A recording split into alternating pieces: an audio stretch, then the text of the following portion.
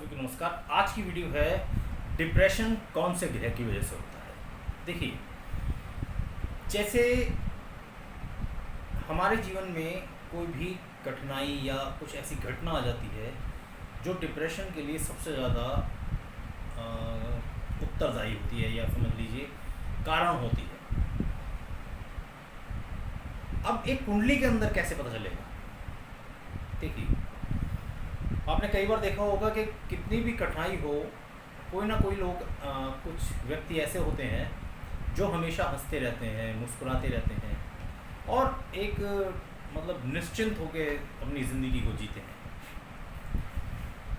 और कुछ ऐसे होते हैं कि उन्हें तनिक सी छोटी सी कुछ ऐसी परेशानी आई नहीं और उन्होंने इतना खतरनाक कदम उठा लेते हैं कि जैसे आत्महत्या कर लेते हैं या फिर जहर खा लेते हैं या फिर घर छोड़कर भाग जाते हैं या फिर नशा कर लेते हैं, नशा करने लग जाते हैं कि अब तो मेरा यही साथी रह गया है। तो आज ये हम देखेंगे कि इसके लिए कौन कौन से ग्रह जो है वो उत्तरदायी होते हैं। हाँ, सबसे पहले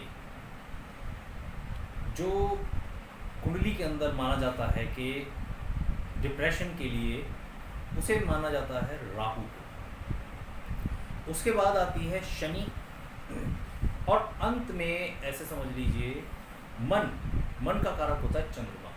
राहु, शनि और चंद्रमा, इन तीनों से हमें पता चलता है कि आपकी कुंडली के अंदर डिप्रेशन है या नहीं। देखिए, राहु जो हो वो है नकारात्मक, मतलब अगर आप अच्छा काम कर रहे हैं तो आपके दिमाग में होगा यार मैं 99 रन पे कहीं आउट ना हो जाऊँ। नेगेटिविटी आपके दिमाग में लाता है। और शनि जो है वो सबसे ज़्यादा चिंता करने का कारक माना जाता है। अगर आप अपनी कुंडली से देखेंगे, जिस भाव में शनि बैठा होगा आप उस भाव के जो हमें मिलना चाहिए उसके प्रति काफ़ी चिंतित होंगे। मान लीजिए आप किस दूसरे भाव में शनि बैठा हुआ है तो आप ये मान के चलिए कि आपका परिवार और आपका धन, आप सबसे ज़्यादा चिंता उनके लिए करोगे। अब चंद्रमा क्योंकि मन का कारक है और जो चंद्रमा कुंडली के अंदर पहला भाव जो होता है वो होता है हमारे फेस का, हमारे मस्तिष्क का। अगर जो लग्नेश है वो अशुभ प्रभाव में स्थित हो, अशुभ स्थान पर हो या नीच राशि में हो या शत्रु राशि में हो, चंद्रमा अशुभ स्थान पर हो या नीच का हो और लग्नेश या चंद्रमा पर राहु या शनि का प्रभाव है तो और इसके ऊपर कोई शुभ ग्रह का प्रभाव नहीं है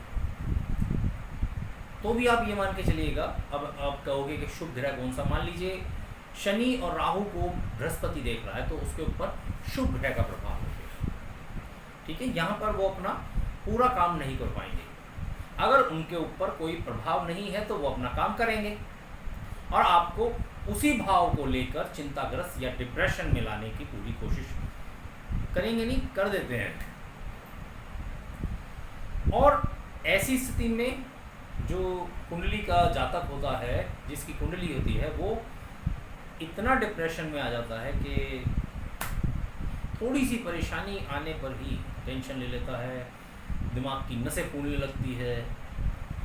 तो अपनी जो आपकी कुंडली के अंदर अगर लगन भाव में या सप्तम भाव में राहु स्थित है और चंद्रमा अगर नीच राशि में है तो भी जो व्यक्ति है वो भी डिप्रेशन का शिकार होगा, दवाइयाँ खाएगा सर दर्द के लिए, टेंशन में रहेगा कि यार ऐसा ना हो जाए, माइग्रेन की और इसे हिंदी में कहते हैं उन्माद का जो होता है उसका रोग हो जाएगा उसे।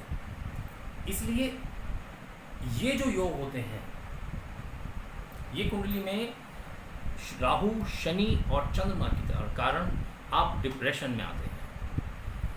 तो आज की वीडियो में इतना ही। वीडियो अच्छी लगी तो लाइक कीजिएगा, शेयर कीजिएगा अपने दोस्तों में। और साथ ही साथ कमेंट में आपको जो भी कुंडली के बारे में पूछना हो मुझसे पूछिएगा। और कुंडली पर आप अपनी कुंडली की विवेचना खुद भी कर सकते हैं। मेरी इतनी वीडियो हैं कि आप अगर उनको अपनी कुंडली को सामने रखकर उसके बारे में अपना जांचना चाहें, जो भी प्रश्न आपके पास हो, और अगर उन प्रश्नों के अलावा कोई प्रश्न है तो आप मुझे मेरे व्हाट्सअप नंबर पर मुझे मैसेज कीजिए, कॉल मत कीजिएगा। मेरा मोबाइल नंबर है 9654868881। और चैनल पर नए हो तो सब्सक्राइब ज़रूर कर दीजिएगा। जय राम जी की।